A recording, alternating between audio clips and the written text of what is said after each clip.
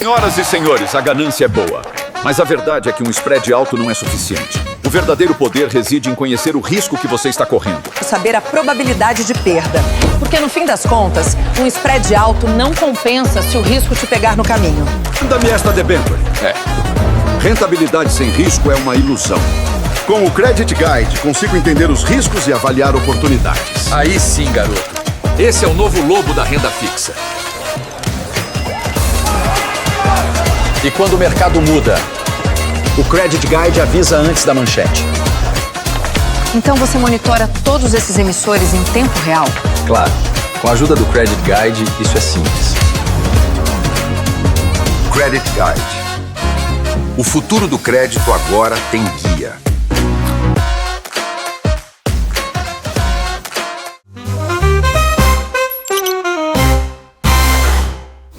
Bom dia, boa tarde, boa noite. Bem-vindos a mais um episódio do Second Level. Meu nome é Samuel Ponsoni, eu sou fundador da Outliers Advisory e esse é um programa em parceria com os meus amigos do Market Makers.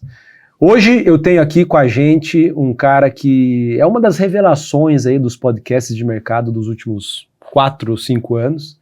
É o Christian Kellet, sócio fundador e CEO da AlphaKey. Kellet, obrigado por topar fazer esse papo. Obrigado você, Samuel, é um prazer.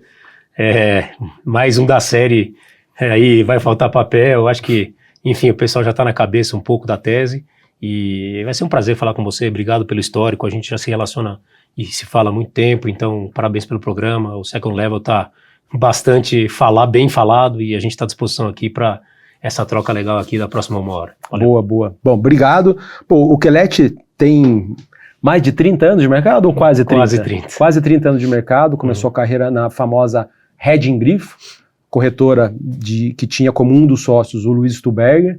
Ele foi operador de ações lá, tirou boletas para Luiz Stubergers da vida, para o Pedro Cerise, na época que ele era grande no mercado, né, operando pela Scopus, o Léo Linhares na época do BBM, e um monte de outros gestores, né, então por quase, foi o quê, 16 anos? 15, os primeiros 15 anos da minha carreira. 15 anos.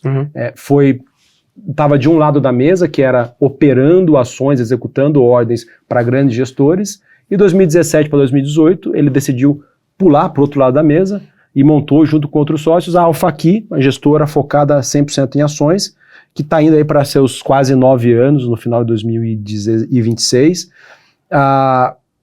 Pegou um começo de mercado ali, 2018, 19, muito bom, 20, 21 em diante, passaram por esse inverno aqui rigoroso do mercado de multimercados, né, para a indústria de fundos multimercados, fundos de ações, e conseguiram se destacar. Num mercado muito ruim, muito difícil, ruim por conta de fluxo, ruim por conta de performance, muitos gestores atrás do Bovespa, vocês conseguiram aí ter retornos não só ali parecidos com o Bovespa, mas batendo bastante o índice, tá? Então, esse é um pouco do Kellet, e eu vou começar aqui, Kellet, de um jeito um pouco diferente, que é puxando uma tese sua, que você falou exaustivamente nos últimos 10 programas que você participou, que foi uma tese que começou, acho que ali no final de 2024, que você falou pela primeira vez, não lembro se foi isso, que era, vai faltar papel na bolsa, né? Com a falta de IPOs que nós vimos nos últimos 4 anos, quase nenhum IPO, e as poucas ações listadas que nós tínhamos em bolsa, fechando o capital, você falou, poxa, quando o mercado virar, vai faltar papel. E essa sua previsão, ela se concretizou. Em 2025 nós vimos um fluxo grande de investidores estrangeiros para a Bolsa brasileira, grande parte da alta foi por conta disso, né? O Brasil, infelizmente, não subiu para grau de investimento, não melhoramos para caramba o fiscal, os juros não caíram, mas os papéis subiram bastante, puxados bastante por gringos. E em janeiro desse ano, nós vimos um volume que foi um pouco maior do que todo o volume, o fluxo para a Bolsa do ano passado inteiro. Então, essa sua previsão de vai faltar papel acabou se concretizando. Então, queria partir daqui te perguntar, você acha que essa sua visão, essa sua tese aí de que vai faltar papel e o fluxo vai fazer as ações subirem muito rapidamente, acabou e nós estamos entrando numa nova fase? Ou você acha que ainda tem mais espaço para o fluxo de gringos e eventualmente até dos locais continuar botando pressão altista nas ações? Vamos começar, acho super interessante a gente trocar um pouco dessa ideia com o teu ouvinte, com o teu espectador, e realmente a tese estava muito embasada, Samuel, como a gente vem falando, em números, né? Então eu levantei durante 2 meses ali, finais de dia a gente sentava, eu e o estagiário, e a gente ia lá e enfim, fazia todo o levantamento, a bolsa não tinha esse dado, tinha que levantar meio que empresa por empresa, mas o que chamou muito a atenção, e a gente olhava no dia a dia, era que além do número de IPOs, que enfim, os últimos IPOs de 2022 tinham dado 90% errado, empresas que, né, final de festa, e a gente sabe como termina, mais o número de empresas que vinham recomprando ação. Então a gente viu o programa de recompra de ação saltando em 2023, de 40, 50 programas de recompra em aberto para mais de 100 em 2024, e os donos das empresas na física também recomprando, mais as deslistagens, mais os M&As, 2 empresas virando uma, aconteceram aí pelo menos umas entre 5 e 10, começou a chamar a nossa atenção. E aí a gente fez aquele estudo e reparou que para o número de empresas listadas, que eram 335, e aí você tira as que valiam menos de 300, 400 milhões de reais, que não faz sentido nenhum, a gente tinha um universo de investimento de 200 e poucas ações. E aí, o que me chamou muito a atenção foi que dessas 200 e poucas, 45% valiam, assim, menos do que R$1 bilhão. Caramba. Então, assim, 200 milhões de dólares. E aí, assim, entre 1 e 2 bi, tinham mais 20%. Então, meio que 2/3 da bolsa não valia 400, 500 milhões de dólares.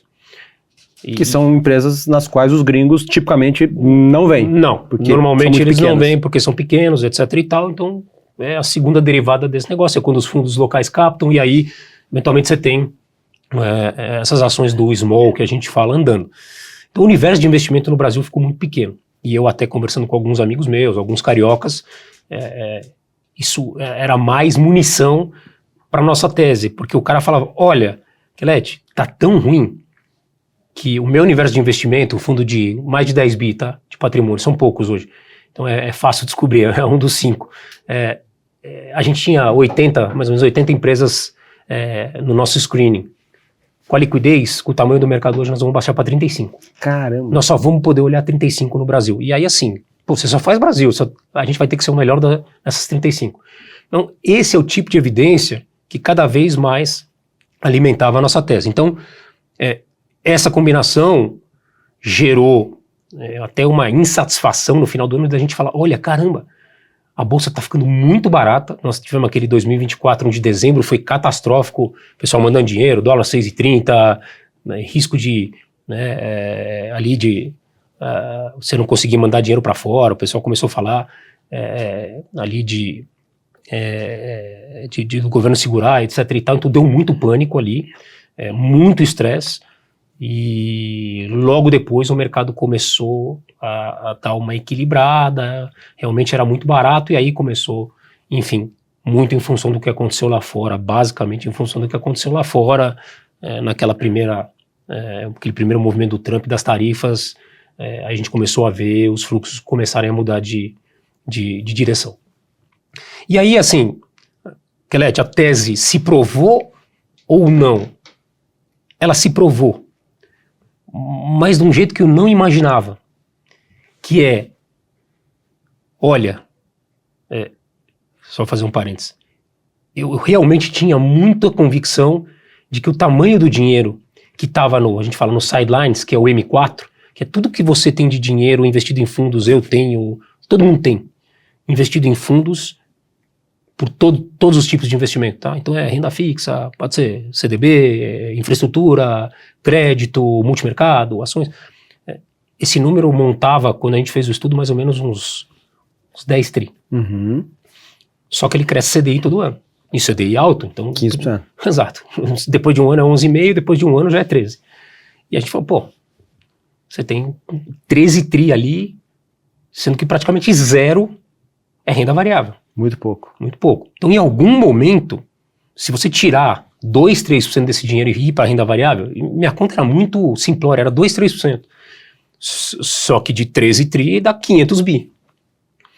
E aí eu, fazendo o estudo lá, a gente descobriu que o free float da bolsa, né, que é não que tem o dono, o que tem o dono eu não consigo comprar. O que foi recomprado e está em tesouraria eu não consigo recomprar. Então o que eu consigo recomprar, na média, 50%. As ações, na média, têm 50% de free float. Tem umas que são corporation, que tem 100%, tem umas que são de dono, então tem menos free float. Na média, 50%. Naquela época que a gente fez o estudo, basicamente o market cap da bolsa era 1 tri de dólar. Então metade disso são mais ou menos 500 bi de dólar, a 5, era 2,5 tri de real, de free float. Imagina se você tem 500 bilhões de reais em cima de 2,5 tri. É 20% de impacto só migrando. Então eu tava muito com a cabeça de, olha, quando esse juro cair, se a gente tiver algum outcome positivo de eleição, vai ter um movimento que o mercado não vai aguentar. Você achava que ia ser um pouquinho mais longa a maturação eu dessa tese? achava que era uma combinação de juro e eleição, com o M4 muito focado no... Olha, meu estudo está muito focado no dinheiro que tem no Brasil. Eu sei que tem o gringo e eu estou vendo o que ele está fazendo. E eu falava, ó, fora o gringo e fora o fundo de pensão que está na mínima histórica de investimento. Você acompanha super bem isso.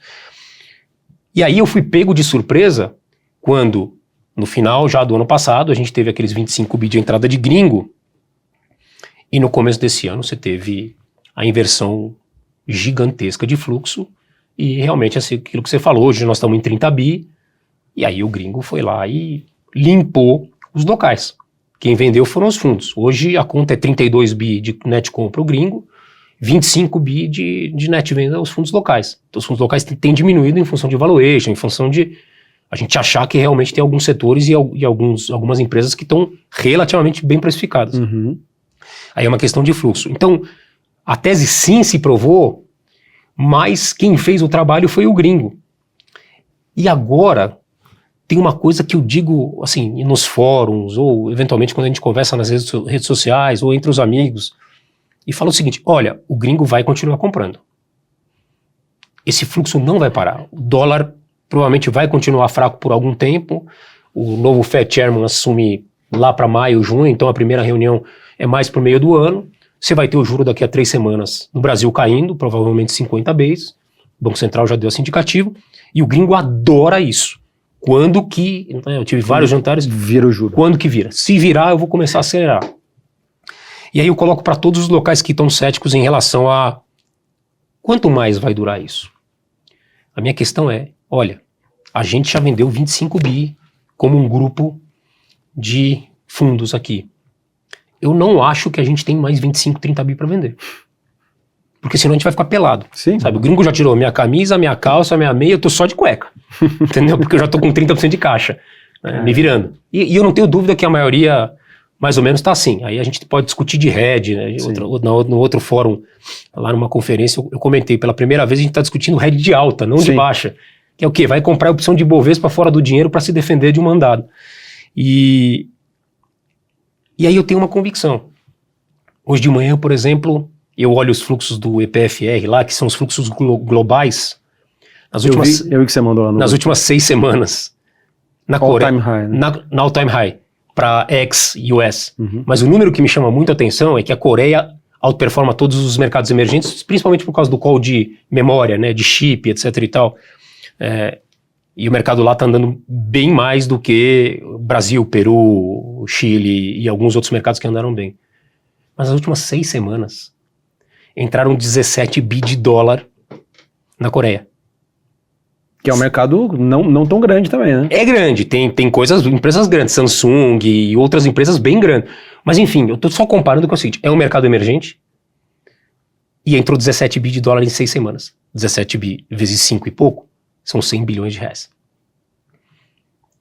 Por que é que no Brasil, que já entrou 30, não pode entrar mais 30 até o meio do ano? E por que não pode entrar 100 total até o final do ano? Eu não consigo refutar esse número.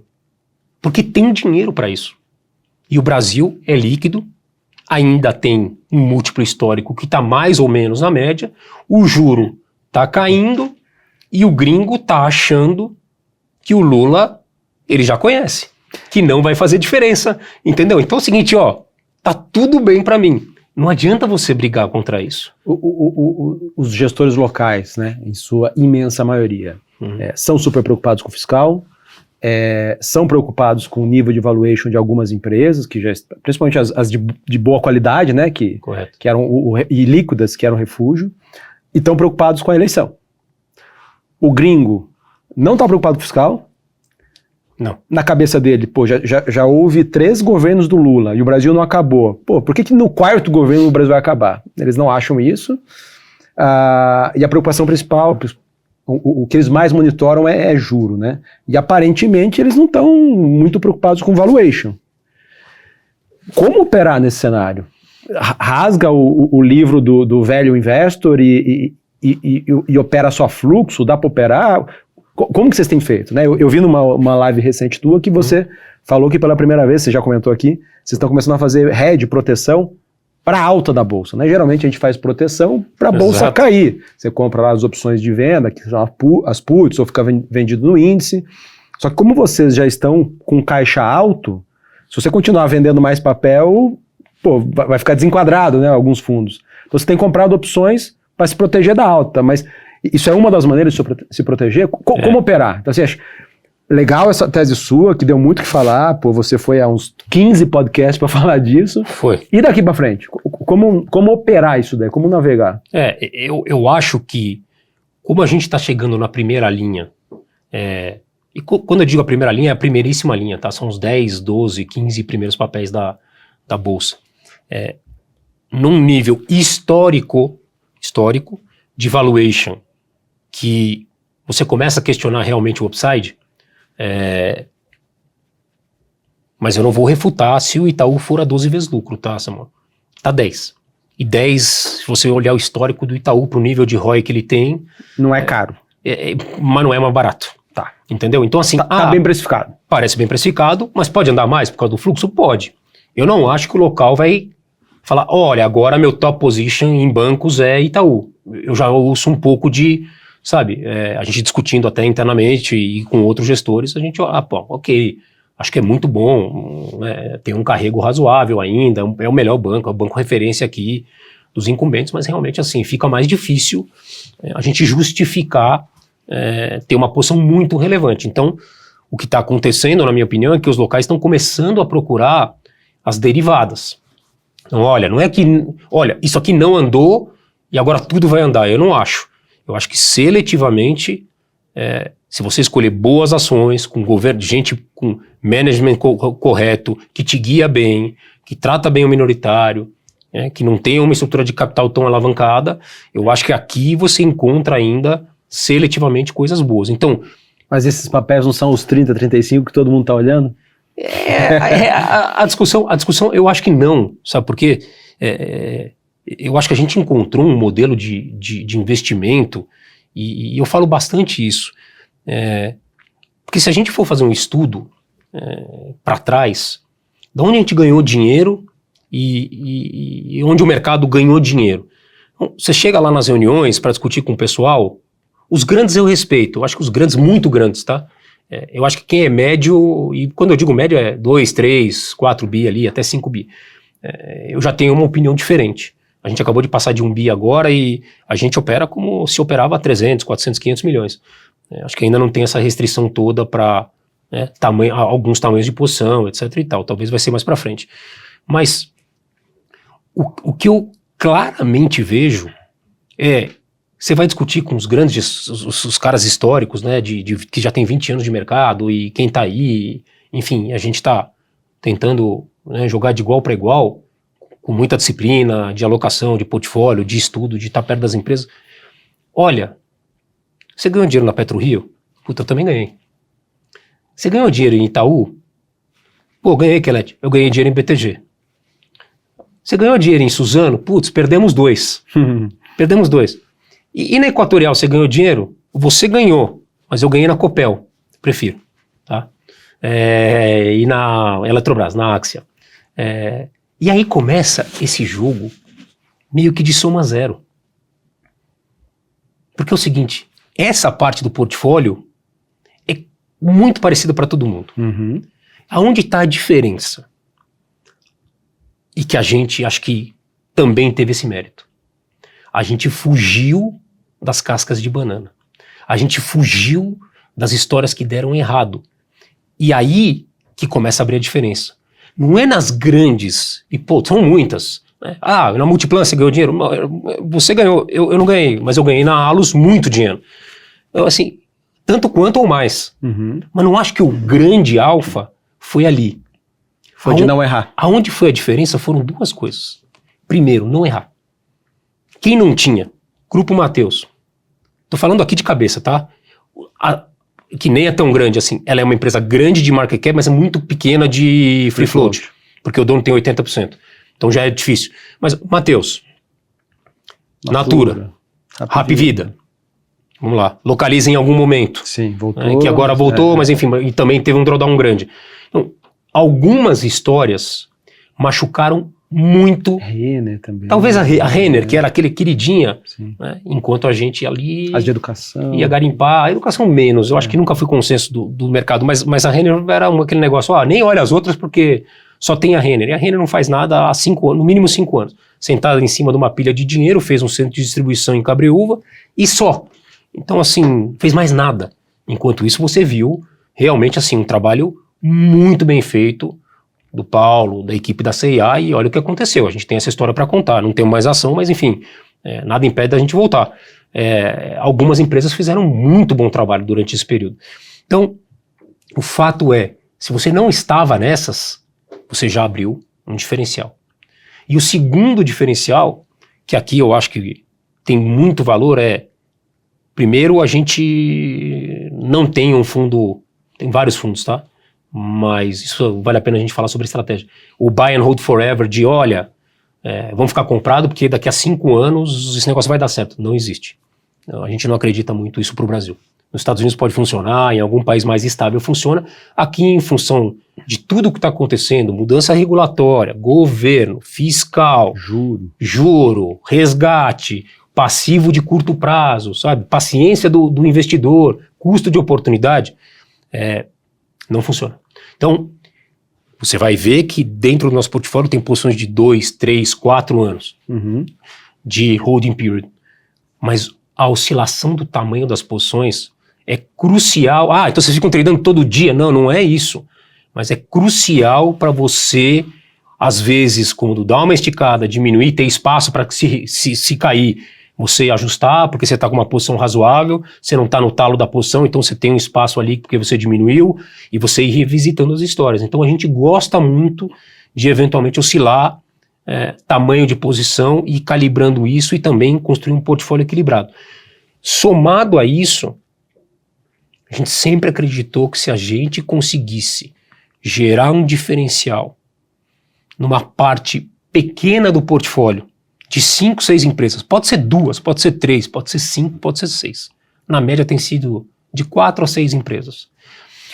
De capitalização média e menor, com tamanhos de posição menores por conta da liquidez em alguns casos. Mas que você consegue acessar a gestão, tá próximo e ganhar respeito. Eu acho que a gente tem ganho respeito bastante grande desse tipo de empresa, porque está mais fácil acessar, porque não é todo mundo que assedia, porque a gente contribui para eles em muitas coisas, comunicação, com o mercado, né, jeito de falar, jeito de guiar.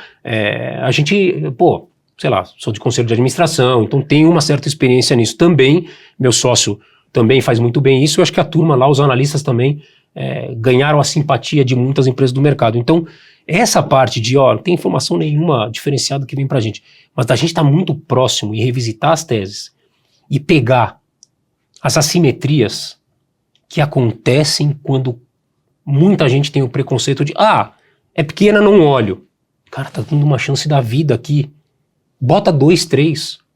E assim você construiu uma história de rentabilidade onde a gente conseguiu gerar, talvez nos últimos anos, de maneira recorrente, uns 10 a 20 pontos percentuais de alfa em relação, sei lá, à média de mercado e talvez os índices, por conta disso, por conta das Porto Seguros, das Alus, das Direcional Engenharia, da Track and Field, da CIA, Tem coisa que a gente não tem mais. Da Vitroeducação.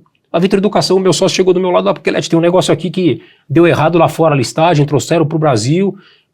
A gente vai ter acesso, então sem pai nem mãe, tem um private equity saindo, tá 2,5 vezes o lucro. A nossa analista falou, desculpa, 2,5 vezes lucro é contra a nossa religião não olhar. Sabe? E o pessoal, não, mas é pequena, mas não tem problema. Ajusta pelo tamanho. Vezes 3. Essa. Multiplicou por 3. Em 1 ano e pouco. Caramba. Track and field, vezes 2.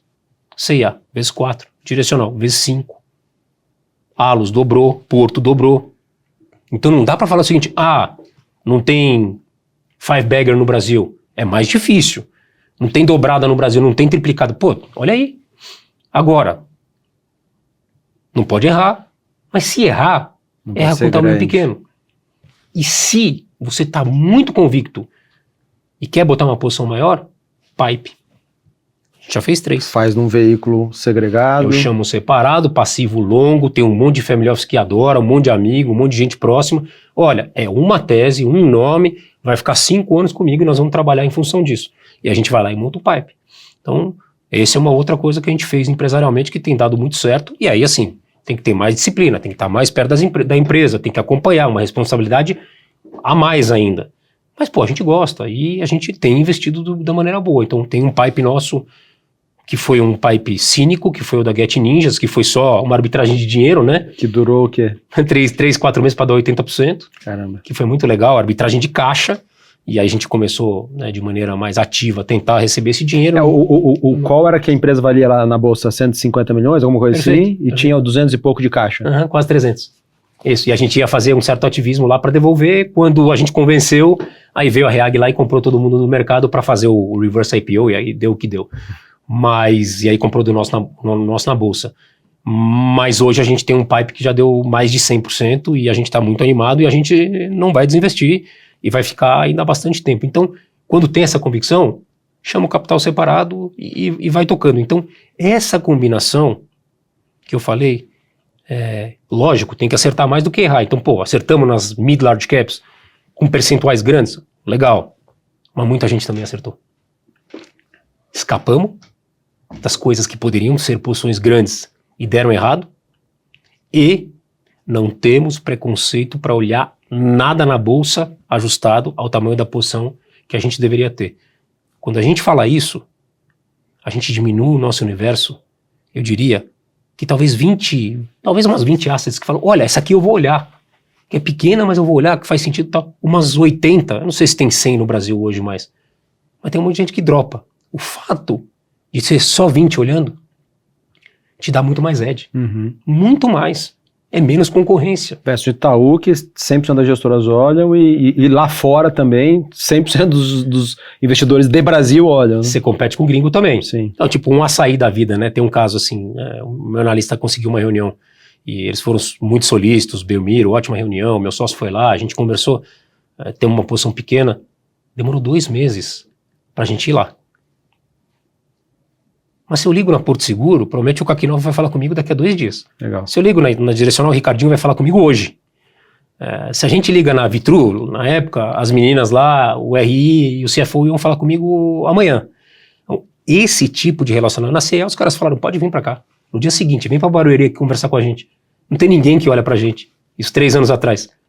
Sabe, be my guest, vem pra cá. E a gente vai lá e faz um trabalho conjunto. Então, isso no Brasil vale muito.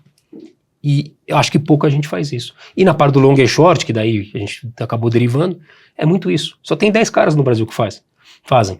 Então na parte short a gente tem edge. Porque nem todo mundo pensa no short. No long tem 100 caras que pensam, no short só tem 10. Acho que é um pouco da cabeça de empresário que a gente ao longo do tempo foi construindo. Você comentou recentemente, aí você falou um pouquinho aqui, que você teve que comprar opções fora do dinheiro, de Vale, de fato. B3, para se proteger de uma eventual continuidade da alta aqui da Bolsa. Como que tá a tua cabeça com relação a isso? Fala um pouquinho mais. Acho que é bem isso, Samuel. Nós podemos descolar do índice? Podemos.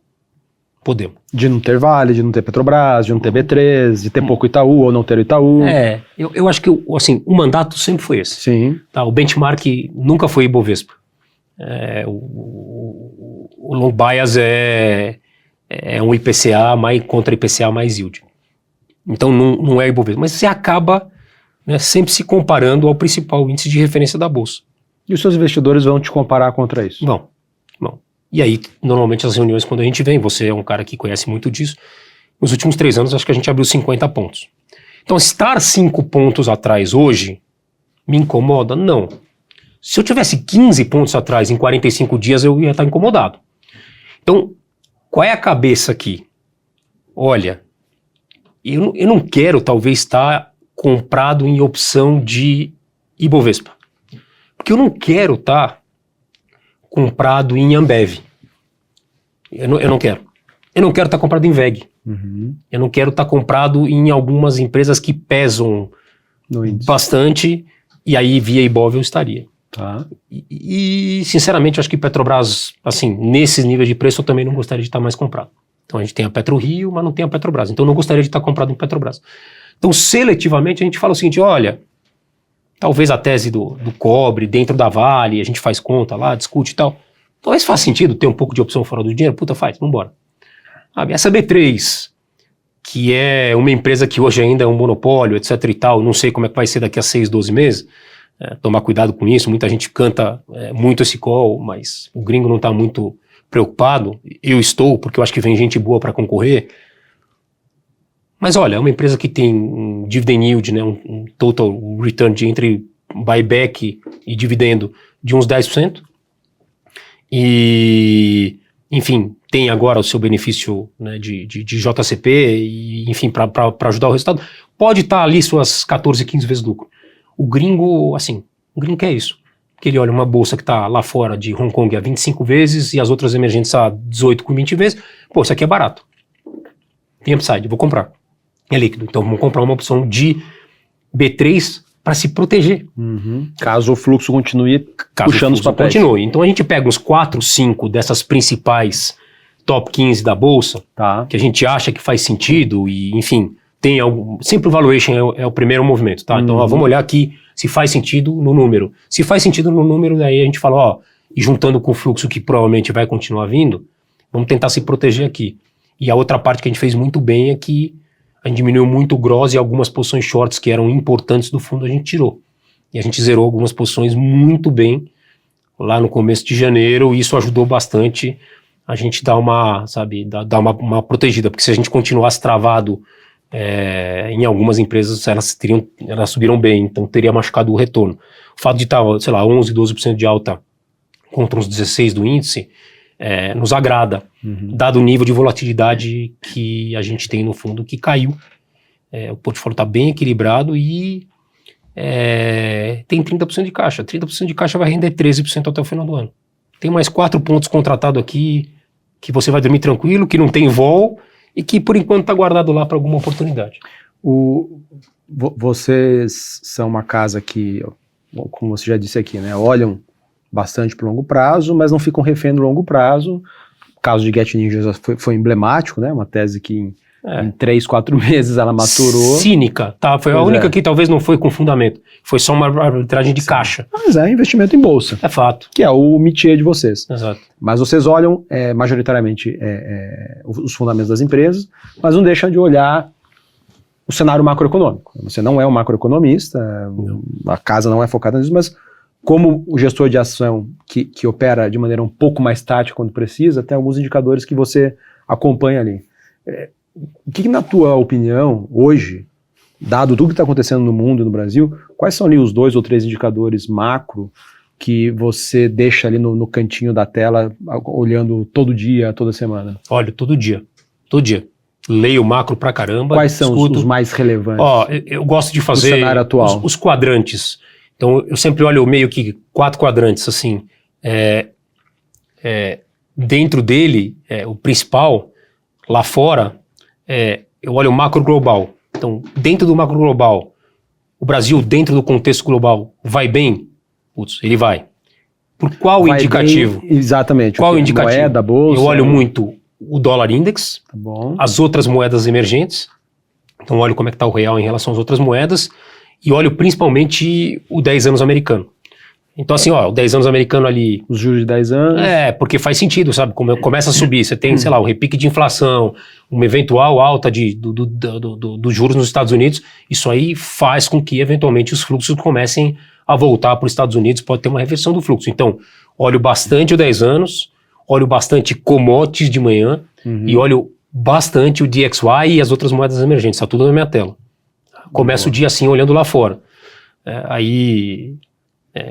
Eu venho para o Macro Brasil. E aí os indicadores são os de sempre, né? Que a gente olha pela manhã. Então é dólar, com certeza, é o pré, a gente olha a curva toda, eu olho todo dia praticamente as NTNBs, como é que elas estão tradando, porque ela é um proxy de alguns setores. Shoppings, por exemplo. Shopping, elétricas, né, os utilities, infraestrutura. Então a gente olha bastante isso também, para comparar. Enfim, isso é um componente bastante importante.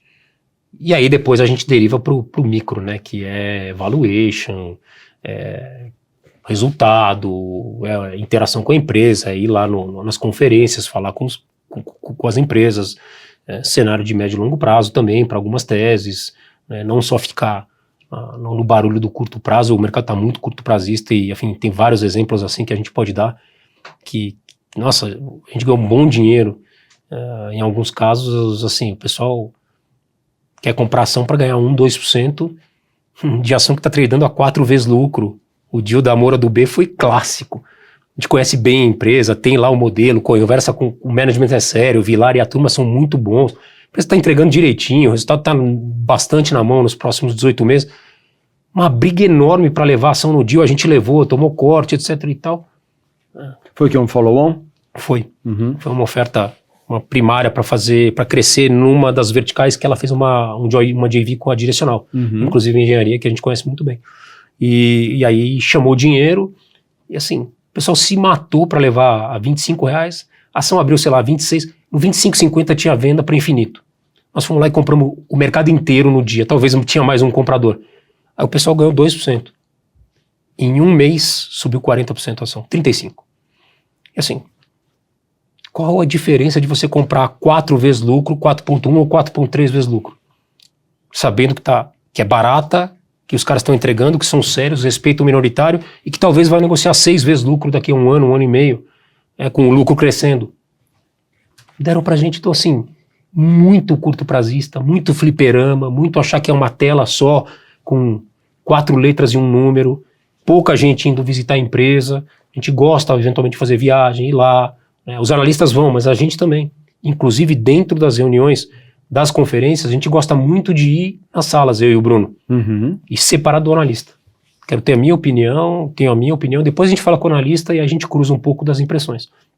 Então, é isso que a gente faz, né? O macro lá fora, o macro Brasil, o micro, e aí tem o político, que aí, enfim, é uma outra variável que a gente, enfim, é bem difícil a gente dar alguma opinião. Desses indicadores todos mais macro, qual que é... Tem algum que já fez ou faria vocês mudarem drasticamente a exposição comprada do fundo, aumentar ou diminuir caixa? Tem algum exemplo, assim, nos últimos 12 meses, por exemplo? Seja para aumentar a exposição comprada, diminuir a exposição comprada? Olha, Samuel, dado o problema fiscal que o Brasil vem enfrentando e a proximidade da eleição, eu diria que as outras variáveis ficaram pequenas para a gente tomar uma decisão de aumentar drasticamente a alocação ou diminuir drasticamente a alocação. Existiram movimentos de ajuste relevantes. Dezembro, a indústria inteira ajustou ao Flávio Day, porque o Tarcísio não ia mais, porque o Flávio não ia desistir, e porque os fundos estavam com 30%, 50% de valorização. Olha, vamos tocar a bola para o lado, garantir a performance, recolher ali algum dinheiro e vamos começar janeiro pianinho. Isso que pegou os locais. Porque a gente começou muito pequeno, mas começou menos menor. alocado. Isso, e aí com aquela impressão de que o Tarcísio realmente não vai, o Flávio está crescendo nas pesquisas, ele vai, eu não sei se vai ter uma terceira via, eu ainda acredito que sim. Só que é o seguinte, vamos começar piano. Não deu 10 dias, o gringo começou a atacar. Então, assim, lógico que tem movimentos táticos, mas eu acho, assim, uma coisa que a gente aprendeu muito desde 2021. Não ter o peito aberto em Brasil em momento algum. Seja para cima, seja para baixo. Acima ou para baixo. É equilíbrio do portfólio. Eu vejo algumas pessoas que não entenderam esse jogo. E eu acho que dá quase na mesma do cara que está extremamente exposto em só beta Brasil, empresas domésticas de muito beta. Eu acho que está quase na mesma de comprar, sei lá, um small, ou eventualmente você está comprado numa NTNB muito longa. Vai dar mais ou menos a mesma coisa. Porque se dá certo, é simplesmente que o mercado subiu. E as tuas ações vão, pô, tá vendo que deu certo a essa ação? Tá, no fundamento, o que mudou? Mudou nada. Mudou nada. Aí vai falar, porque agora o cenário melhorou, porque saiu a pesquisa, porque o cara tá em primeiro, e porque agora o juro realmente vai cair mais que o fiscal. Tá, mas o fundamento da empresa, assim, cara, é beta. E tem vários jeitos de você pegar o beta. Uhum. E o alfa, que eu acho que foi o mais importante, o que eu fico mais feliz aqui, é que nos últimos 4 anos, até, sei lá, 6 meses atrás, o mercado era 150 mil, 140 mil, o mercado não tinha saído do lugar quase. Mas deu para gerar alfa. Tanto vendidos, assim, a gente pegou várias vendas, né, short, mas deu para gerar muito alfa na compra dessas empresas sérias que entregaram.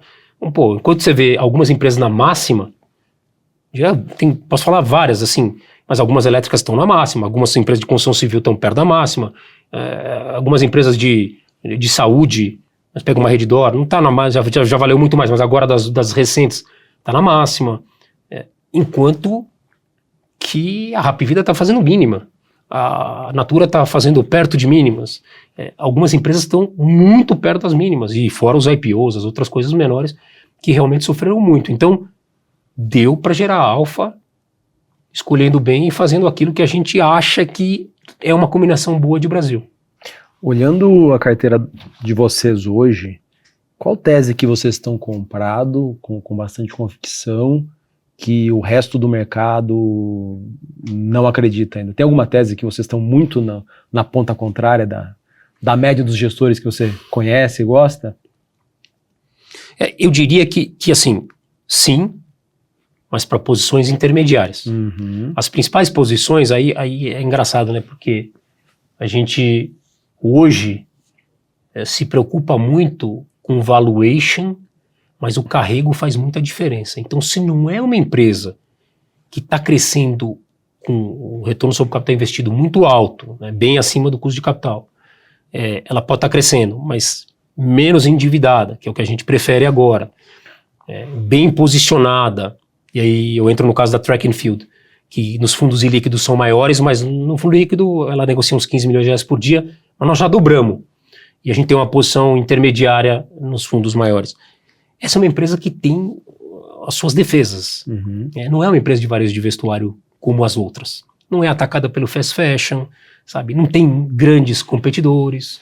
É uma empresa que trata num PI relativamente baixo, é um ROIC muito alto, tem umas iniciativas que eu acho que podem render muitos frutos a médio prazo. É uma combinação muito boa. Então, assim, é consenso. Metade vai te falar que, pô, gostaria de ter, mas a liquidez precisava melhorar. Quando a gente comprou, a liquidez era 5 milhões de reais por dia. Hoje é 15. Quando a gente comprou direcional, a liquidez era 10 milhões de reais por dia. Hoje é 100. Caramba. Vezes 5. Então, assim, alguém tem que começar. Alguém tem que começar. E, normalmente, em vários casos, a gente que começa. A Vitru, a gente começou com mais um outro fundo. A Track and Field, a gente começou. A CIA, praticamente, a gente que começou ali nessa nova história da empresa. Quando você fala começar, é voltar a Isso, olhar. Voltar a olhar e botar uma posição. E aí, olha, essa empresa é séria, essa empresa tem governança, essa empresa tem management sério, essa empresa está bem posicionada, tem um valuation bom. Vai olhar. E eu começo a chamar alguns caras para, cara, faz o teu trabalho, vai olhar. Então, você precisa de alguém para startar. E como a gente tem acertado mais do que a média nessas empresas, a gente está começando a ganhar um edge. O pipe de Priner, que o diga. Porque a Priner, só o Sherman, aqui, uma coisa que eu acho... Leblon, né? Eu vou falar aqui, Samuel, a gente vê muito pouco gestor falar de outro. E a gente é muito amigo de todo mundo e assim, tem que tirar o chapéu. Aqui, no caso da Prima, a gente foi o segundo movimento. Porque o Pedro, esse aqui é um spin-off da Mills, o Pedro tem lá no Private Equity, tem nos fundos, Pedro e a equipe da Leblon. Mas o trabalho que tanto o Pedro, que é chairman do board e acionista, quanto o executivo lá, o CEO, que é um cara espetacular, quanto as empresas investidas, e o Pedro teve um mérito muito grande de participar das últimas 2, 3 aquisições. Eu conheço muito bem as adquiridas. Esse pipe não foi feito de bobo. Nós estávamos vendo a direção que a empresa estava tomando.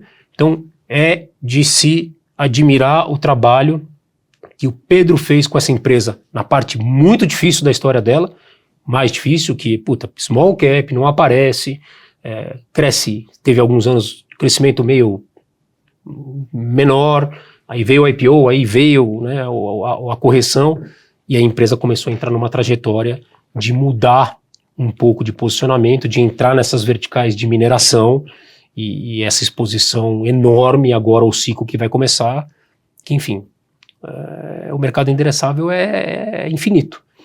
E se bem posicionada com capital, e aí tiveram 2, 3 acionistas, e realmente tem que tirar o chapéu para esses caras. Então acho que a gente tem um mérito muito grande, a Absolute tem um mérito muito grande lá, com o Ring, o Ale do Safra, e o Pedro, os 4 grandes acionistas de referência, e montamos um pipe disso. Já dobrou, e mais alguma coisa, e essa a gente não tem vontade nenhuma. Então, essas coisas fora da caixa, e essa virou um pipe, é o que a gente tem. Mas as principais, é engraçado que você vai lá e vai olhar lá, Alus, Copel e Axia. Essas 3 têm potencial muito grande de pagar no mínimo 10% de dividendo. A Alus vai te pagar, 30 centavos já está dado, ela já disse para você. A Copel e a Axia, nós não sabemos, mas grande chance, a depender do preço de energia. O carrego te ajuda. Uhum. Você está muito bem pago para carregar a posição. E a gente vê um Slaviero, desde 2019, a gente não teve ação durante um pequeno período, depois voltou, ganhou muito dinheiro lá no começo, quando o Daniel fez um trabalho incrível. Na Copel? Copel, foi o primeiro. Estive lá na primeira semana de 2019, quando o governador Ratinho assumiu, e aí me apresentou o Slaviero que estava assumindo a empresa. Trabalho e acompanhamos a empresa desde o começo. Então, você tem o valuation te suportando, mais o carrego. Então, essas são as teses legais, e uma das outras que eu diria que é fora da caixa, que eu acho que pode ser a grande história do agronegócio no médio prazo, é a 3tentos. Tanto pelo posicionamento de mercado... Vocês entraram na IPO essa? Entramos, meio que ancorando também, depois em algum momento que teve um pequeno barulho ali de, olha, às vezes comunicação, e de momento pior de mercado a gente desinvestiu, e cada interação que a gente tem com o management, com o Luiz do Moncel e com o irmão dele, João Marcelo, e com a empresa, a gente vê que essa talvez seja uma das empresas melhor posicionadas para pegar a inflexão do agronegócio e ser a grande ganhadora do setor no médio prazo. Então essa é uma posição que a gente já tem de tamanho médio, poderia ser maior dependendo da liquidez, negocia já uns 30 milhões de reais por dia, vai crescer. É que o float é 20% só. Tá? Mas essa é uma das outras fora da caixa que acho que tem que olhar. E vocês entraram lá atrás no IPO, né? Você falou em programas passados aí, né? Eu vi uma vez sobre a IPO que você recomenda altamente que as pessoas não entrem em IPO porque a assimetria de informação ela é muito grande, né? A empresa não era pública, não era listada, então ela não divulgava tanta informação antes do IPO. Geralmente os gestores, os analistas têm ali poucas semanas para analisar e já tem que tomar uma decisão de comprar ou não. O que você acha que deveria mudar no mercado ou que poderia mudar para diminuir um pouco dessa assimetria de informação aí das empresas que vêm ao mercado público pela primeira vez? Uma coisa que já acontece, não é para todas as empresas, mas já acontece, é que muitas vezes os bancos fazem conferências de não listadas. E normalmente as não listadas, dentre as não listadas, tem um percentual não desprezível das empresas que querem listar, que já têm algum tipo de Pretensão. de acordo com os bancos para, olha, na janela certa, no momento certo, a gente vai listar. Outras estão lá na conferência para você fazer leituras de mercado. Então você pode fazer uma leitura de um concorrente do setor de varejo, de alimentos, de vestuário, de construção civil, que também ajuda. Então a primeira coisa que eu te diria é estabeleça um relacionamento nessas conferências. Então, já falei com o cara, falei 1 ano atrás. E aí, uma coisa que se perde um pouco é a recorrência. Então, se você gostou dessa empresa, eu diria que você tem que tentar ficar próximo da empresa e revisitar. Porque em algum momento ela vai vir para o mercado e você já conhece o management, já conhece o dono, já sabe qual é a cabeça, tá vendo toda a adaptação que esses caras têm que fazer para ser uma empresa listada, governança, os executivos, né, parte de mercado de capitais, comunicação. Tem muita gente que se perde aqui. Tem muita gente listada que não sabe, até hoje, que sabe, que está listada, que faz diferença e que, sabe, você tem acionista minoritário. Muita gente.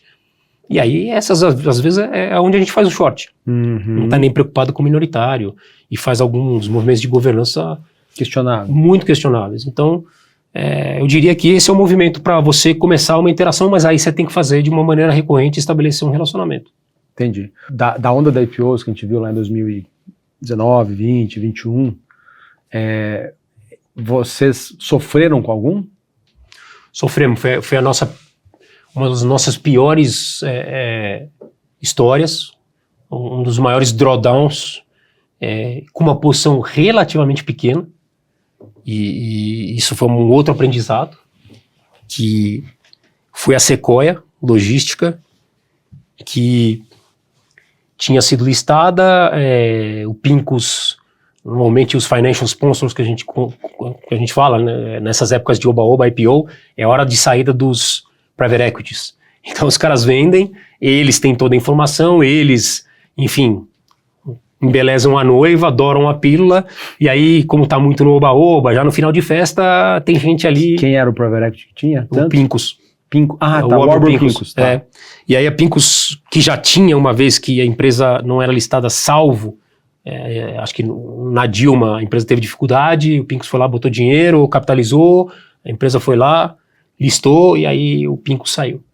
E era um business, assim, muito apertado de margem, que você era passageiro dos grandes e-commerces, tanto dos asiáticos que estavam chegando no Brasil, quanto dos Mercado Livres e outros mais aqui, os brasileiros, e assim, não podia errar, concorrência muito alta, business de margem extremamente tight, e que, de alguma maneira, apesar do CEO, do dono, do fundador, ter uma expertise enorme nessa história, a gente já viu a deterioração da empresa, alavancagem, capital de giro, dívida e problemas nas entregas, de NPS, de reclamações, e a gente, de alguma maneira, ainda estava muito atrelado ali ao management e confiando que haveria algum tipo de saída via M&A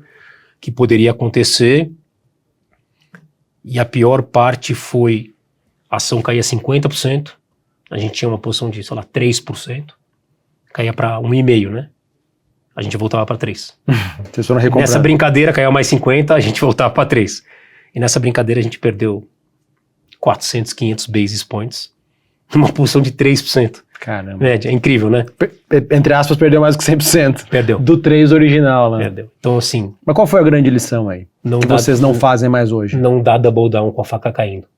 A gente não faz mais isso. Não faz preço médio? Não faz. Se tá ruim, eu acho que hoje, assim, tenho certeza, nos últimos 3, 4 anos, a gente teria estopado junto com todo mundo.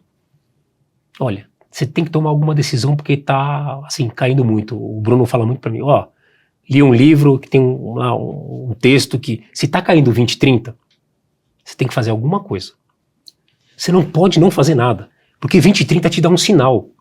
A Rappi Vida caiu 45. O que você faz ali? Pô, tá muito barato, compra tudo e mais alguma coisa. Ou isso. Né? Ou sai. Caiu mais 45. Era para ter saído. Tá dado o sinal. Então dificilmente, caiu, parou lá. Não aconteceu isso. E pode pegar todos aqueles IPOs que deram errado. Então, Neogrid, Sequoia, Infracommerce, tô falando... São dezenas. Dezenas. Sabe, 5 deram certo. 5. Né? Então, assim, a Horizon deu certo, a 300 deu certo, pouquíssimos deram certo. Mas o fato é, você tem que fazer alguma coisa. Mas aí tem mais a ver com a lição para vocês, ficou muito mais com o momentum do papel do que com o fato de ser IPO, ou tem a lição nas duas coisas? Não, o fato de ser IPO assim, gera realmente uma simetria perigosa. Uhum. E eu diria que hoje, o mercado está muito seletivo. Então, falar em IPO hoje, na minha opinião, é falar em IPO de empresas de infraestrutura, ligadas a setores regulados, que você tem um conforto de revisão tarifária, de retornos que você consegue realmente ter uma previsibilidade. Uhum. Eu não diria que vai ser fácil listar no momento o IPO de empresa que está ligada à atividade econômica, etc. e tal, por conta de incerteza política, de juros altos e, enfim, de algumas variáveis. O que vai acontecer bastante, na minha opinião, nessa próxima janela das próximas 2-3 semanas é que tem uma janela muito boa de Brasil e de liquidez que está crescendo, e eu acho que vai ter follow-on, e faz sentido. Tem empresas que estão meio endividadas, tem empresas que têm private equity, que querem sair, acho saudável. Uhum. Kelete, então a Tesla vai voltar papel, acabou, não esquece nada, porque são empresas menores, vão fazer ofertas de 200, 300, 500 milhões, isso é nada para o mercado, isso é nada, não é dezenas de bilhões de reais, são alguns bilhões de reais. Então, o aprendizado grande, Samuel, é o double down, sabendo que já estava ruim, a gente sabia, tá ruim, vai piorar, não cai nessa da gente isso é uma coisa também que a gente aprendeu muito, ser muito pragmático. Puta, desculpa, gosto muito de você, a gente fez uma parceria muito grande, vamos voltar a ter ação dependendo do preço, mas hoje a gente não é mais acionista. E a gente está sendo respeitado pelos managers, pelos CEOs, tudo bem, tá bom, faz parte mesmo, se tiver um retorno bom, aqui a gente acha que o valuation está mais apertado, a gente tem, às vezes, agradecido via e-mail, ou ligando, falando, pessoal, a gente desinvestiu, adoramos a empresa, mas é por causa disso, e a gente dá a justificativa, hoje a gente não é mais acionista, mas se voltar, dado a atenção que vocês deram, o posicionamento da empresa, o mercado que vocês estão, e vocês são muito bons, a gente pode voltar a ter. Então, essas coisas a gente foi desenvolvendo, evoluindo, e faz muita diferença. Acho que o pessoal dá muito valor a isso aqui. Então, são coisas que você vai aprendendo no mundo da gestão, em 9 anos a gente está ganhando alguns diferenciais também por isso. Boa. O 300 foi o pior caso da Alpha aqui, ou não? Em termos de atribuição de performance? Não, o Sequoia. Desculpa, 300 não foi o melhor. E qual foi o melhor? O que foi no seu período aí de buy side, né, de gestor? Qual foi o papel que vocês mais ganharam dinheiro? O melhor no comecinho foi Unidas, né, lá atrás, tinha sido um retorno muito bom,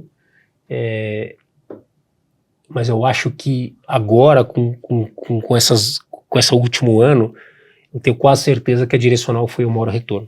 E o mais legal foi que, se você olha o retorno, a posição média de Direcional do fundo durante esses 4 anos, é difícil segurar 4, 5 anos, durante esses 4, 5 anos, a gente tem uma posição média, eu tenho boa convicção em dizer, de 4 a 5%, posição média. E multiplicou por 5 o preço do papel? Multiplicou por 5. Como que é essa gestão de você? Então você bota lá uma posição de 4%, isso. Aí ele vai para... Até quanto que vocês deixam subir? Para 8, para 9, para 10 e cortam? Como que é isso aí? Depende muito? Ou tem um modelo mental que vocês usam? Não, teve vários momentos, mas acho que o momento mais emblemático foi quando a empresa ela chegou à conclusão que o retorno sobre o equity, o ROI dela, estava muito acima do custo de capital. E ele falou, a gente na reunião do conselho, se eu pegar mais, acho que eram quase 1 bi, 800 milhões, do mercado, um dinheiro primário, eu tenho pipe para crescer, o governo está incentivando o programa, eu estou muito bem posicionado, está todo mundo quebrado dos pequenininhos não listados, porque depois da pandemia, o juro começou a subir, e os caras que faziam um Tinha predinho, muita 2 cara. predinhos, quebraram. Então eu estou muito bem posicionado. A MRV estava com um problemaço ali, lá nos Estados Unidos. Então alguns concorrentes meio combalidos, principalmente tendo a MRV. Cara, eu estou surfando sozinho esse mercado junto com a Cury, provavelmente. Então é o seguinte, eu vou pegar capital do mercado. Na época, acho que o juro era 12, 10, 12. Tá? Então o custo de oportunidade dos caras é 12, mas eu vou devolver, o ROI já estava 30. Vambora. E o cara cresceu de 4 bi de lançamento para 7 bi com esse dinheiro. Nessa brincadeira, em 1 ano e meio, a ação foi é que agora explitou, mas está perto dos 50 e poucos reais do antigo. O follow-on foi a 18. Caramba. Ela triplicou em 18 meses. Caramba. Então ali, quando a gente ganhou a confiança, principalmente do management, né, o CEO é um dos 3 melhores do Brasil, zero dúvida em afirmar isso, dado o relacionamento, estou 5 anos no conselho e vejo as atitudes de um cara que é muito bom, né? E aí você começa a comparar com outros CEOs. É muito bom isso. E dei muita sorte de cair numa das, talvez, 5 empresas, melhores empresas do Brasil. Ela já vale 8 bi, não é pequena mais. Quando eu entrei no conselho e me convidaram, valia 1,5 bi. Então é uma história muito legal de contar. Acho que deu para agregar valor com a visão de mercado, com a visão de investidor, do buy side, de como se relaciona com o mercado, mas o CEO e a equipe fizeram um trabalho incrível. E foi um retorno de 5 vezes por 5 anos. Hoje, pela primeira vez, a gente tem uma posição pequena. Assim, Então, se vocês tivessem comprado os 5 e largado lá, os 5 teria virado 18, 19, Teria. 20, porque o resto do papel do portfólio também subiu. Fato. Mas até quanto que vocês deixam subir tipicamente? Até 8 com 10 no máximo. Eu diria que o nosso perfil é de não ter posições maiores do que 10%. As maiores posições maiores são de 8% a 10%, e principalmente por ser de um setor mais volátil, mais instável, dependendo de juro. Ela não teve susto. É incrível olhar o gráfico dessa empresa. Dependendo do que aconteceu com o Brasil, ela passou incólume. Então foi muito tranquilo dormir com posições de até 8% nela, mas aquilo que eu falei do calibrar posição. A gente ganhava confiança na interação, né, vendo que da evolução do mercado, das vendas, de margem bruta, que a gente já olhava para frente, eles reportam, que a gente fala da margem REF, né, do que já está vendido, só precisa construir para você receitar. E a gente consegue ver a receita de exercício futuro. E a gente olhava que era uma margem muito gorda. Então ali você fala, pô, tô confiante de ficar mais 3, 6 meses com posição maior. E eventualmente aí subia, a gente ia ajustando. Então a gente vai calibrando com um teto de 10%, eu diria, no máximo. De 2018 para cá, bastante tempo, né? Daqui a pouco vocês vão caminhar para 10 anos aí. O Brasil mudou pra caramba, né? Você pegou um negócio que você nunca tinha visto na sua vida, eu acho que você nunca mais vai ver, e nem eu, que é o juro de 2%, Fato, juro isso. real negativo. Fato. Enfim, infelizmente, eu acho que nunca mais veremos. Mas o que mudou no jeito de fazer gestão de vocês, né? O que evoluiu ao longo desses 8,5, 9 anos aí? Essa para mim é a melhor pergunta que tem, senhor, porque a gente viveu todos os mercados e Brasis durante 8, 9 anos. Então, quando a gente chegou, primeiro tem um preconceito gigantesco contra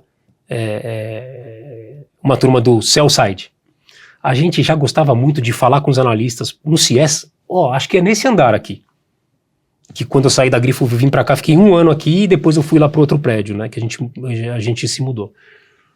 Tem uma época que realmente eu decidi não mais operar para as grandes ficava contas. atendendo cliente. Eu só ficava, ficava falando com os analistas. Porque eu gostava de ler relatório, de ler, de valuation, de olhar a empresa, de trocar ideias. Eram os melhores analistas do mercado, do Credit Suisse. Eu começava a aprender com os caras. Que talvez um dia eu não tivesse medo de só ficar na orelha falando, compra isso aqui por causa disso e aquilo. Cara, vamos lá. Eu nunca tive medo, nem o Bruno, de botar em posição em investimento. O Bruno trabalhou na M-Square com o Maurício. A gente nunca teve medo disso. E a formação assim, um moleque é engenheiro naval, politécnico. Não deve nada pra ninguém. Gênio. Eu sou engenheiro civil e administrador de empresa. Sei fazer um pouco de conta e também não sou bobo. Né? Passei por todos os lugares do mercado. Fiz 50 IPOs, fui sales trader, tradei pra todo mundo, aprendi um pouquinho com cada um. Falei pra minha turma ontem, a gente foi comemorar comendo uma pizza. A gente acabou de passar de 1 bi, né? Então fomos comer uma pizza lá. E falei, pessoal, eu aprendi as coisas boas e ruins de todos os caras que eu interagi. Então, tem o meu DNA, o Bruno certamente tem também, mas a gente foi filtrando o que a gente achava que era bom, que era ruim e que podia contribuir na gestão. Então, essa parte inicial foi bem legal. Olha, acho que a gente está pronto. A segunda parte foi que a gente se enganou. Foi o auto-engano. Compra qualquer coisa de A a Z, fecha o olho, pode fazer visita, vai para a empresa, fica lá tentando vender o fundo, porque em 2018 ou 2019 a tua rentabilidade vai dar entre 50% e 60%, independente do que você tiver comprado. E o Bruno rodou lá o modelo de Monte Carlo com 10 mil portfólios. A gente foi 61 em 2019. Cara, todo mundo estava desse lado aqui. Quem foi mal foi o índice. Todo mundo foi entre 40 e 60. Não é que vocês foram bem pra caramba. O índice não foi tão bem. A gente não foi melhor que ninguém, assim, pouco melhor que as pessoas. Mas eu diria que o valor de em 2024 ter dado 0, quando quase todo mundo deu menos 20, esse tem valor. Do ano passado ter dado 50, quando a média talvez foi 35, esse tem valor. De ter dado 33 em 2023, quando na média o pessoal deu talvez 15 com 20, esse tem valor. Esse é alfa. E os índices também deram menos que isso. E aí a gente se enganou que era só ficar bem comprado que o mercado não ia cair. E aí veio a lição em 2020. Mesmo com o mercado na lua, a gente conseguiu ter a disciplina de falar, olha, nós vamos gastar um dinheiro em proteção. E a gente tinha feito a proteção antes do Covid. E aí mais veio o Covid e a nossa proteção durou até os 90 mil pontos. E do 90 mil pontos em diante a gente achou que era herói e tinha uns 30, 40 de caixa. Começou a usar bastante. Já no 80 mil a gente já estava pelado. No sentido de, ó, tira aqui, ó. Tem dinheiro? Não tem mais dinheiro, amigão. Quer lá, te dá o dinheiro. Aí, Bruno, dá o dinheiro. Não sei. Do 80 para 60 nós pegamos a queda inteira. Esse foi um aprendizado. Primeiro aprendizado. Olha, se tá caindo e você não sabe para onde vai, amigão, sabe? Fica menor. Mas assim, tira risco. Você não sabe para onde vai. Você quase nunca sabe para onde vai, né? Quando você não sabe para onde vai, você tira risco. E você tem jeitos de você tirar o risco. Você diminui o gross. Troca papel à vista por opção. Troca por opção. O que era a melhor coisa para fazer? Olha, fica pequeno. Compra uma call de BOV ou de small fora do dinheiro. E vai pegar voltando com tudo. Então, talvez ali, a gente sempre fez muito derivativo, sempre gostou muito de tradar via opções, tentar fazer... Depende da volatilidade também, porque aquela época era, assim, a hora que explodiu um negócio, tem isso também, era só comprar uma opção, depende da volatilidade, não é assim só comprar. Sim. Calma, você pode montar uma estrutura onde você vende alguma coisa, compra outra para você se aproveitar um pouco da volta também. Mas esse foi o primeiro grande aprendizado. Olha, não é só comprar peito aberto, e o equilíbrio do portfólio era muito importante. Na época a gente era um portfólio mais doméstico, com pouca empresa alguma empresa do agronegócio que a gente gostava, mas muito pouca utility. E isso machucou a rentabilidade de 2021, e a partir de 2022 a gente descobriu que realmente o Brasil é um bicho diferente, emergente, que tem todas as suas idiosincrasias, e a gente falou, olha, faça chuva ou sol, a gente vai ter um portfólio, não ao weather, por querer, porque a gente quer, mas a gente vai ter um portfólio muito mais equilibrado do que a gente teve, portfólio da sobrevivência, portfólio de defender o dinheiro dos cotistas do cara que quer estar com você durante 5, 10, 15 anos. Eu acho que o passivo brasileiro não aguenta 2, 3, 5 anos de drawdown, de cota muito ruim, principalmente porque o juro está muito alto. Então esse foi um grande aprendizado dos últimos anos, dos primeiros anos. Então fomos ao céu, fomos ao inferno, com um resgate junto com a indústria, mas a partir daí vieram essas ponderações que nos ajudou muito no equilíbrio do portfólio e empresarialmente. Pessoal, nós estamos indo muito bem no short. E nós temos um fundo que é 120% comprado com 40% vendido, na média. que é o long bias. Uhum. É 80 de net, às vezes é 70, agora é 60. Mas na média entre 70 e 100, 60 e 100. Cara, divide por 3 os 120, dá 40. E já 40, a sorte a gente já tá. Replica isso aqui. Nasceu long and short fim, com 2% de volatilidade. Pô, mas tem um monte de gente pedindo um pouquinho mais de pimenta. Um fundo de 3,5, 4 de vol, legal. Multiplica por 1,5. Vira o 67 com 67. Long and short FIA. Nessa brincadeira, Samuel, do zumbi, a gente tem 600 milhões de reais nessa estratégia. Long and short. Salvou a empresa. Salvou a empresa. Além do que a gente está entregando o resultado. Mas o que deu?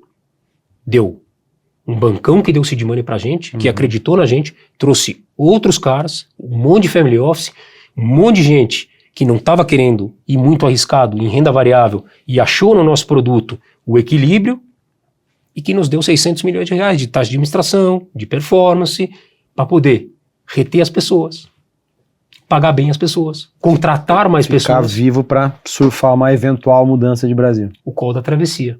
O call da travessia foi exatamente isso. Olha, o que você tem aqui no cardápio? Ah, eu tenho desde coisa bem apimentada, né, até bem apimentada. Nosso long bias ações, não é apimentado, mas é ações, ações. com certo viés. Mas tem FIA, tem pipe e tem 2 long shorts de Brasil. E aí a gente conseguiu empresarialmente se colocar, se posicionar. Então é um pouco isso que também fez a diferença. E o pessoal olha para o Alphaqui e fala, pô, Kelete, 52 anos e o gás, o mesmo. Você está com o mesmo pique. Pergunta para o pessoal que trabalha lá. Bruno, mesmo pique. E tem mais 6 analistas e mais o time de retaguarda, que é muito bom. E o turnover da empresa é baixíssimo. As 2, 3 pessoas que saíram realmente foi assim, gente mais sênior, que no momento mais difícil do mercado e da empresa, olha, eu preciso de salário, eu não preciso de sociedade. Olha, o critério de partnership é muito mais na sociedade, o salário normalmente de gestor é baixo. Putz, eu tenho família, eu tenho certa idade, então, pô, é um momento. Mas ninguém saiu assim pela porta dos fundos. Todo mundo saiu pela porta da frente e foram muito poucos. Então a gente tem orgulho de dizer que o turnover é muito baixo e as pessoas, a cultura faz muita diferença na gestão. O que você faria diferente se você fosse começar a Alphaqui hoje, fevereiro 26? 2 coisas. De cara, um fundo mais equilibrado, como portfólio, obrigatoriamente. Setorialmente, beta, sempre olhando beta. A gente olha muito isso. Porque acho que você olha, muito legal que você está fazendo o screen e você coloca lá o Sharpe na tua coluna. E muito pouca gente sabe o que é o Sharpe, né, que é o retorno ajustado pela volatilidade. Então não adianta, pessoal, você dizer que o fundo A, B ou C deu 100% o ano passado. Qual foi o risco que ele tomou para isso? Eu tenho certeza que esse cara deu menos 80 no ano retrasado. E aí ele se neta. Eu prefiro ser o cara do 0, naquele 2 anos atrás, contra menos 20 do mercado, deu 50, mas não foi nada betado. Porque realmente a gente acertou muito e escapou das coisas ruins. E podia ser 30, que estava bom. Se esse ano também foram, né, alguma coisa com 20, 30, pode ser muito mais, pode ser. Mas assim, conseguir compor o retorno, eu acho muito mais importante. Então, equilíbrio de portfólio para começar. Primeira coisa. E a segunda coisa, eu já largaria com uma prateleira de produtos um pouco maior. Tá? Olha, se renda variável Brasil, puta, radioativo. Caramba, Kelete, juro vai subir, fiscal tá cagado, sabe? Ninguém quer tocar em renda variável. Risco de eleição. Eleição, sabe? Putz, a gente não consegue ter visibilidade. Pessoal, tem um produto long short. Vou te dar um cardápiozinho aqui, sabe? Pra você comer e não tem indigestão. Sabe? Tem 2 long short aqui, tem um pipezinho legal, tem alguma outra coisa que você vem pra casa, fica com a gente e no momento de o seguinte, ó, eu vou meter o pé embaixo no sentido de, ó, agora é pra você ter renda variável de verdade. Nós vamos saber. A gente vive disso, Samuel. Se der Brasil, na final da Copa do Mundo de outubro, tem 2, né? Tem uma lá em Nova York. Tem uma que não vale nada, tem uma que é importante. E tem uma que é importante pra gente. Então a final da Copa do Mundo de outubro, se der, é Brasil na cabeça. E aí, amigão? Aí eu vim aqui e vou chamar o turma pra comprar. Ou antes um pouco, a gente vai perceber. Mas o fato é que a gente vive isso. Então a gente tem esse sentimento de, olha, hoje eu seria um pouco mais conservador com alguma coisa em renda variável. Não dá para não ter nada. E a tese do vai faltar papel Eu tô com muita convicção agora que se der certo, são os locais que vão fazer o índice no 300 mil pontos. Que era a única variável que você achava que ia fazer subir, que eram os locais voltando, ainda não aconteceu. O dinheiro do M4. Você pergunta lá pra turma que você fala, quanto você tem de bolsa na posição? Tenho nada. O private bankers, não tem nada. O varejo, não tem nada. Tudo na renda fixa. Fundo de pensão. Fundo de pensão, não tem nada. Né? E um monte de family office que mandou o dinheiro pra fora, também não tem muita coisa. Imagina se vier uma parte desses 14, 15 tri pra bolsa. Não tem venda para tudo isso. Mas o gringo que agora, quer dizer, essa combinação é explosiva. E já estamos no 190 mil. Quem diria que a gente está no 190 mil e ninguém tem, assim, só o gringo teve bolsa. Que coisa, né? Ela é muito louco, né? Fala para Paquelete, 300 mil? Fácil. Fácil. Essa combinação dupla do gringo mais os locais, numa eleição que dá certo, sem dúvida nenhuma. Eu não tenho mais medo de dizer. Tem a previsão famosa do Ricardo Amorim de, sei lá, 2009. Você lembra? Bovespa 200 mil pontos. Vai chegar. Pode. Quase 20 anos de atraso. Manda mensagem para ele que vai chegar. Mas o 300 mil, eu tô, assim, perdendo bastante medo de dizer num cenário atual, com a foto que eu tô vendo lá de fora, tamanho do fluxo dos gringos para cá e mais uma combinação, né, de Brasil dando certo, politicamente, fiscalmente, nenhuma dúvida que a gente vai viver um dos maiores bull markets da história do mercado. E Bovespa 300 mil 2028? Não, se der certo... Um casal boletim aí? Não, eu diria que em algum momento em 2027 vai 300 mil. Caramba. Se der certo.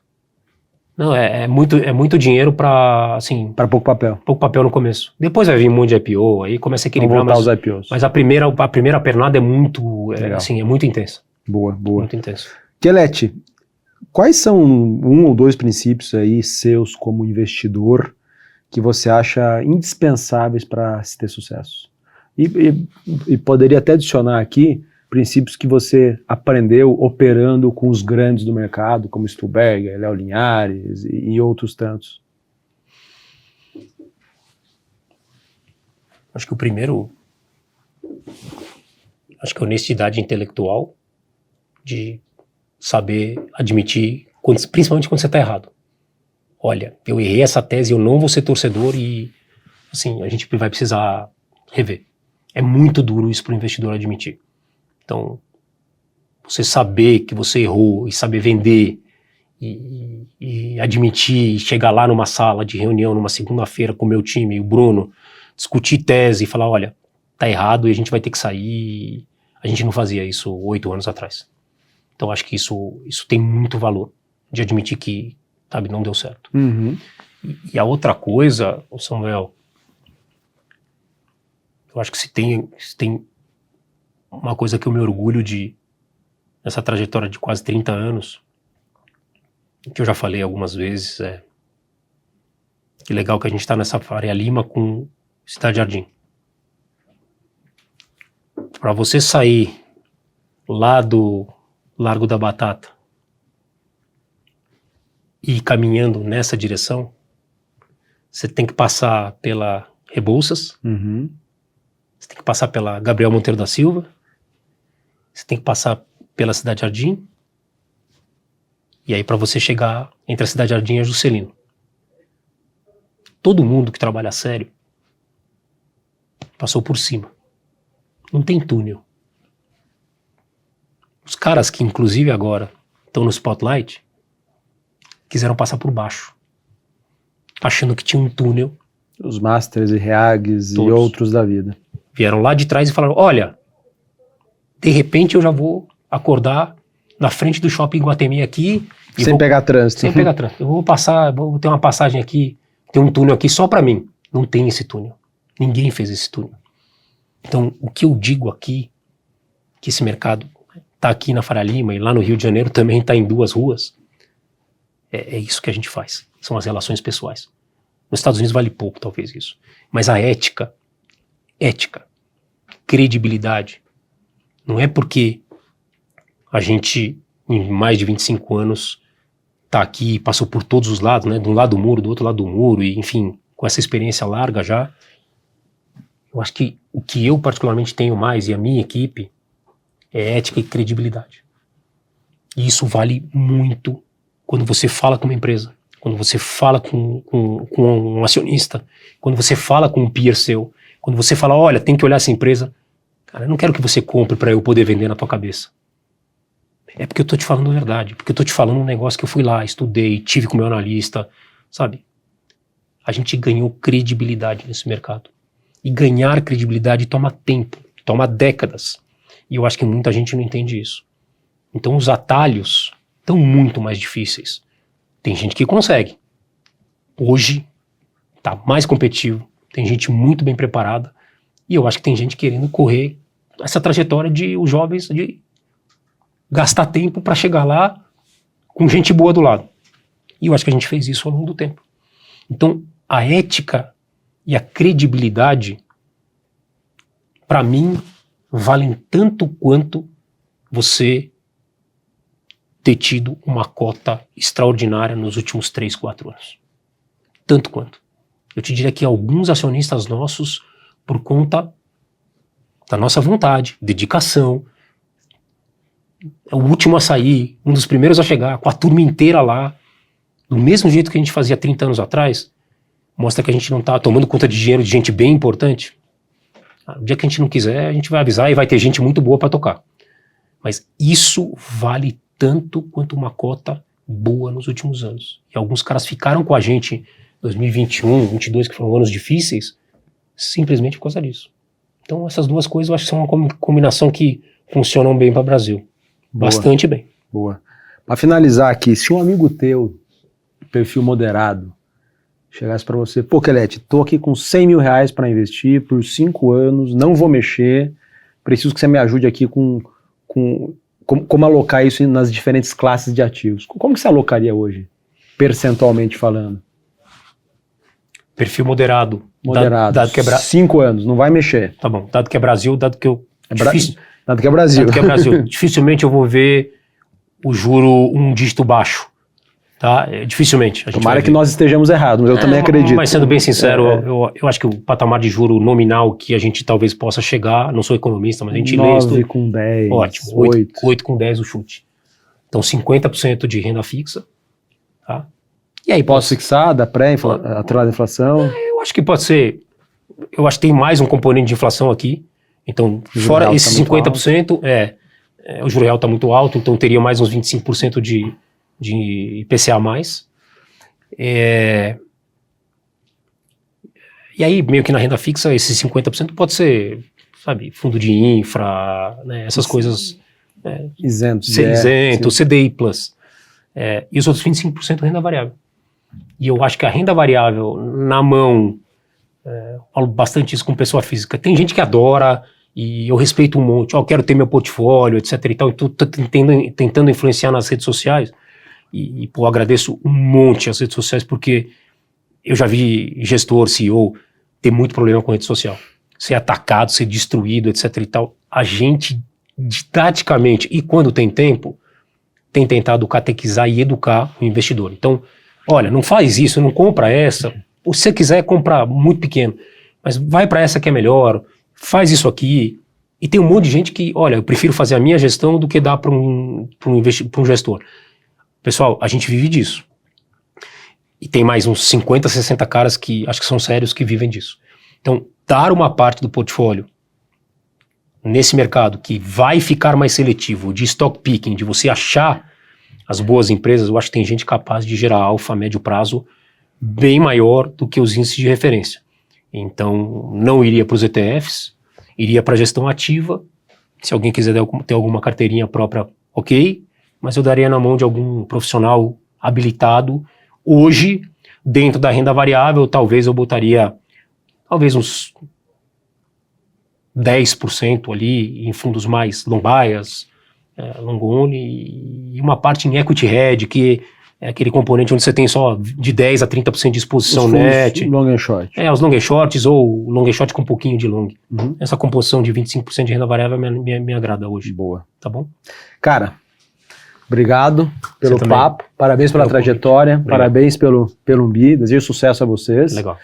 E, pessoal, sigam o Kelete lá no X, no Twitter. Como que é o nome do teu perfil lá? Sequelete, Sequelete. Sequelete. Se digitar lá Christian Quelete, vai achar. Vai achar umas besteiras que eu falo Ele lá, publica sei lá, coisa 2 bem vezes por legal. semana. Mas enfim, Ele coisas publica coisas pra legais. ajudar. Legal. E, porra, obrigado a vocês que nos acompanharam até aqui. Dê o seu like aí, seu comentário. Sigam os outros episódios do Market Makers nos outros programas. Me procurem também lá no Instagram, LinkedIn, Samuel Ponsoni. E nos vemos na próxima. Abraço.